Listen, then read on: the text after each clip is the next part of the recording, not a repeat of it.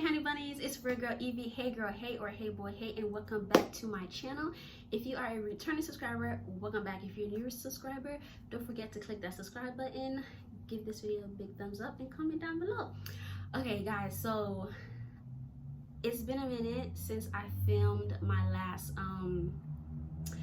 video, because this is a billing Q&A. And you guys, like, oh my gosh, the response that I got from that video was like OM flipping G. Like, I thank you guys so much for the love that you guys gave on the video, and I thank you guys so much. So I wanted to do a Q&A. I know I answered some of you guys' questions on there. If I didn't, I'll get to it, but I wanted to answer some questions that I was getting repeatedly. First, I want to start off by saying the health field has so many different opportunities that you can, do. I've done a number of things in the health, from front desk, back office, phlebotomy, but after dipping and dabbing here and there in the healthcare field, I finally found my passion, and it's billing. I love billing. I love every aspect of billing. So yeah. First off, I know one question I got was, where did I go to where I did my schooling. Just for privacy, I don't want to discuss where I did my schooling. I did an online course. They give you 2 years to do the course, but I did mine in 2.5 months. It's self-paced, so it really wasn't hard for me. But just for privacy reasons, I don't want to discuss like where I did my schooling. But you just have to find what is right for you, what you feel, as far as price range go, what's your budget, what you are willing to spend, so on and so forth. Okay. So with the school that I did, it was online, self-paced. You can be in class 2-3 o'clock in the morning. It's all up to you. They do give you 2 years to finish the course, and once you're done, they do help you to pass this exam. Right now, I did not renew my exam because with my current job, I only bill. Okay, I don't do coding. I don't read charts and then convert codes. I don't do anything like that. I strictly deal with billing. I'm not on the phones. I don't deal with patients. I don't deal with insurance companies direct. So with my job, is different. So I decided not to renew my certification because I felt like, one, it was a waste of money, because you do have to pay every time you renew it, and you have to continue to do your CEUs and stuff, and I just felt like it was a waste of money on my end. But if you want to get your certificate, if you want to be certified and continue it, that's up to you. That was my decision. My job currently does not require me to have a certification. Even when they hired me, upon hiring me, they did not require it. So technically, I wasted money, but it is a good thing to have under my belt, the certification. So yeah, it's all up to you. You have to decide what it is that you want to do. Another question I got was, how did I find my job? While I was working my other job and doing the school at the same time, I was just applying for jobs. And one day I got the call for an interview, and I got the job while I was still finishing up my certification. I think I had like 2 weeks left. Yeah, it was like 2 weeks before I finished, I got the job. And at the interview, I did tell my supervisor that I'm currently going to school for billing and coding. I finished in like 2 weeks. They're like, that's fine, you don't really need that, we don't require it, because my experience was pretty extensive. So I still went ahead and finished it, but I got the job before I finished my billing certification. Now, how I got to work from home was because of COVID. When I first got hired, it was not a work from home job. I did have to go into the office from 8:30 to 4, and when COVID came around, we came home, and now I'm permanently home, and I only go into the office every 2 months. And when I go into the office, I go in every Friday. Now I can go every Monday, Tuesday, Wednesday, Thursday, whatever. I pick my days, but I just have to make sure within that month I go into the office once a week to take care of the paper claims. I know from my last video I did tell you guys that we were merging into systems, and we actually did. We fully merged into our new system, but the paper claims, we still have to do them because they haven't handled that part yet. And I just feel like it's a whole mess. I know the last video I told you guys like I was so excited that we're merging systems, but to be honest with you guys, now that we're in this new system, I'm not really feeling it. I don't like it. I wish we could go back to our old one, because we're kind of still doing the same thing. And I feel like that with this new system, it's caused so much issues. Like literally every day it's an issue. Like for example, it's caused a lot of rejections to occur, and that creates more work for us. So I'm not a big fan of the new system. We're in April now, so March was my turn. So I was in the office in March. I know I did not record because one, it was just too much with, you know, the whole new system and everything. So I was not really feeling up to recording because I hated going to the office the whole month of March. I hated it. It was a mess. So that answers your question as far as how I got my position. I do work for a hospital. I work for a hospital. Now my job, I kind of want to break down my job description and my job function.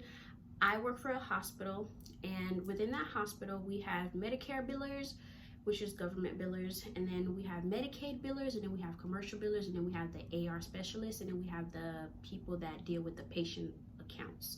So my specific job, I am a commercial biller. All I do is bill. I make sure to send out clean claims, okay?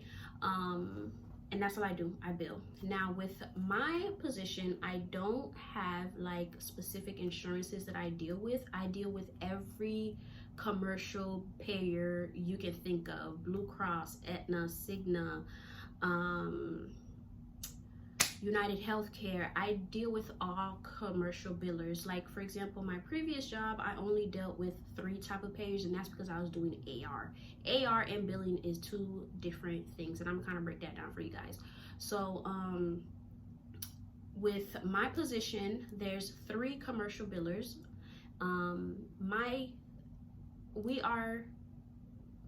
It's 3 commercial billers, and we have alpha splits, meaning like there's a girl that does A through F, I do G through O, and another one does P through Z. So we have alpha splits, but we bill for everything. I bill inpatient bills, I bill outpatient bills, I bill hospice, I bill therapies, I bill surgeries, you name it, I bill it.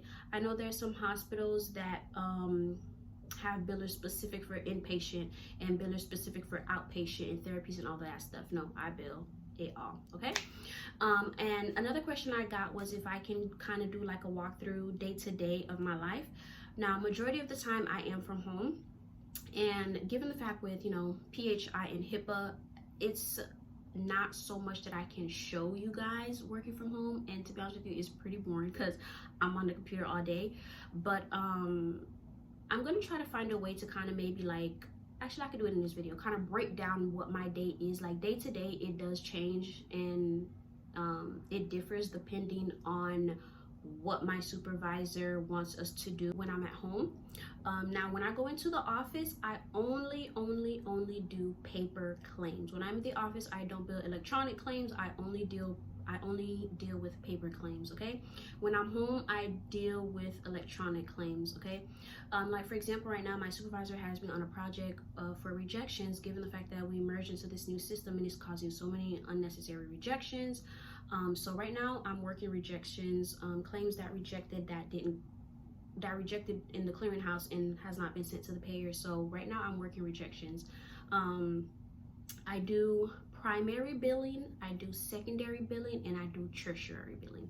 Primary billing is if you have just one insurance, and also if you have 2 or 3 insurance. Whatever insurance comes first, that's your primary insurance. I bill primary. I also bill secondary. So any insurance that's secondary to like Medicaid or Blue Cross Blue Shield or Aetna, I bill secondary. And tertiary is when you have 3 insurances. And once the primary pays, the secondary pays, then we bill tertiary. I rarely do tertiary. We as a whole with commercial billing, we barely have tertiary claims, but you do have them here and there. So that's one.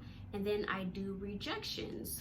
I kind of explain rejections to you guys, and then I do holds. Holds for us is like, for example, therapy claims. Like it'll drop with a 135 as a late charge claim, but it's not a late charge claim. It's just a therapy claim that we have to change from 135 to a 133. I'll kind of go into the bill types with you guys to kind of explain that to you guys as well. I kind of lost my train of thought. Okay, so I do rejections, I do holds, primary, secondary, tertiary, and then we do therapies, we do surgeries, we do it all. Okay. So yeah, my job function does change from day to day. So like currently, tomorrow is Monday, I'm gonna be still doing rejections because we have quite a list that we have to get through.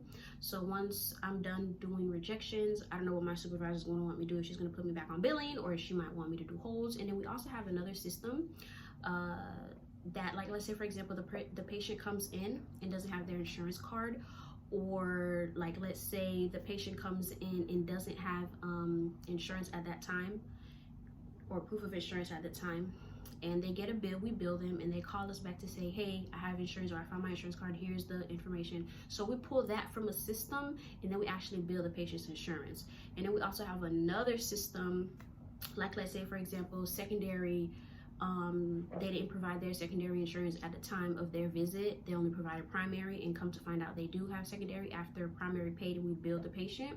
Like let's say if they order deductible on there and primary paid, we bill them for the deductible, and they're like, I have secondary insurance.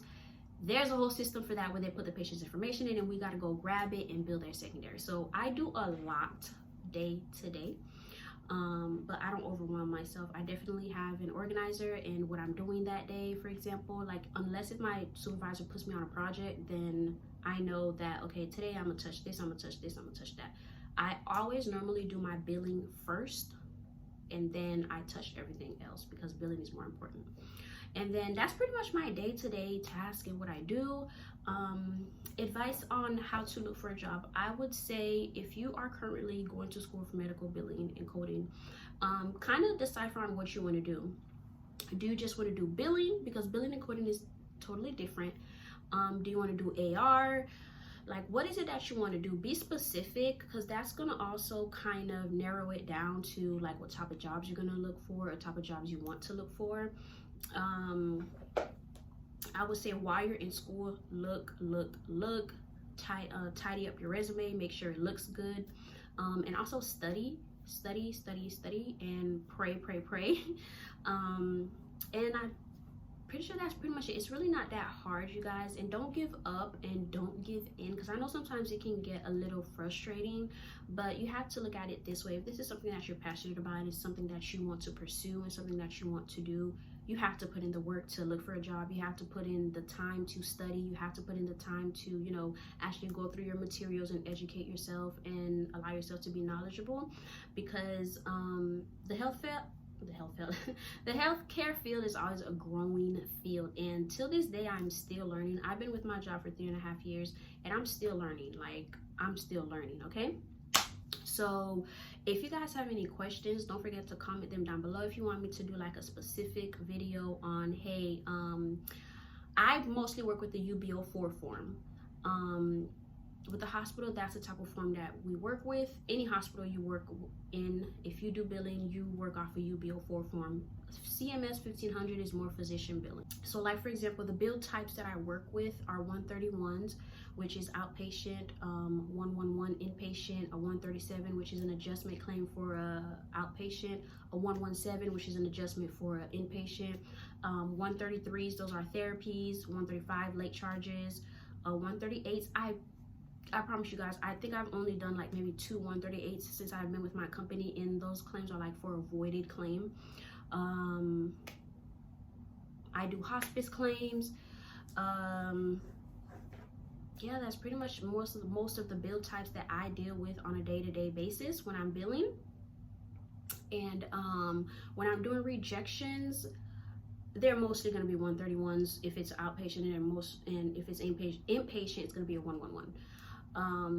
Now let's say for example, I don't want to go too deep into it because I don't want to kind of confuse you guys, but I'm gonna really cut it short because I don't want to confuse you guys. But if you guys have any questions, like and you guys want me to be more specific as, hey, can you go over build types? What is this build type for? Or can you go over the UB04 form? Like this section, what does this section mean? What's a DRG?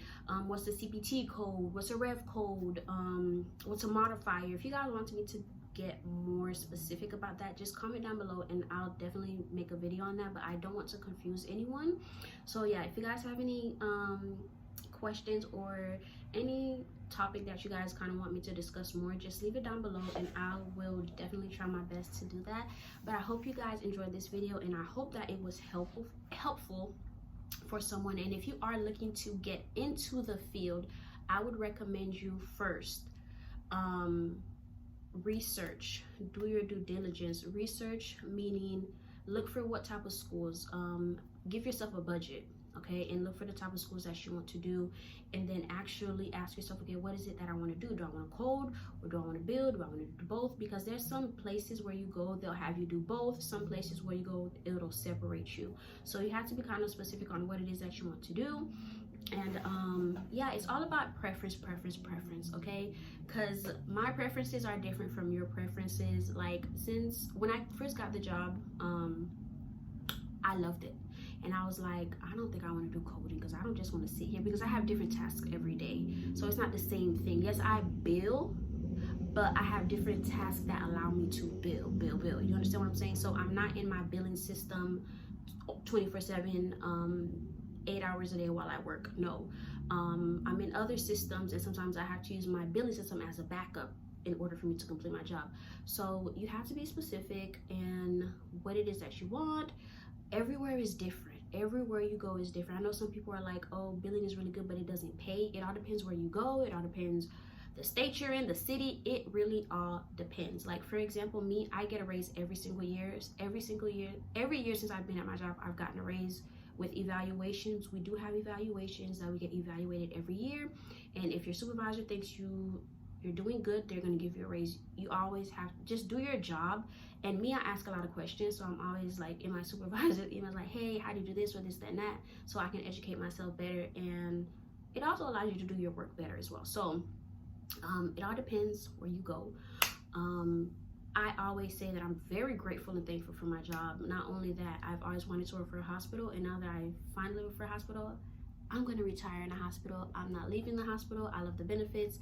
I just love the hospital, period. And I know that I will always have a job. Like during COVID, I know a lot of people suffered with like losing their jobs and not having a job. And through COVID, I worked, and I was so grateful and thankful for my job. So I know that God definitely placed me where I needed to be.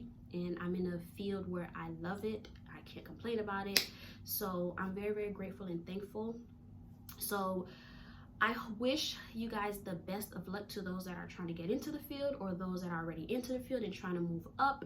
And yeah, so I hope you guys enjoyed this video. Don't forget to comment, like, and subscribe, and I'll see you guys in the next one. Bye.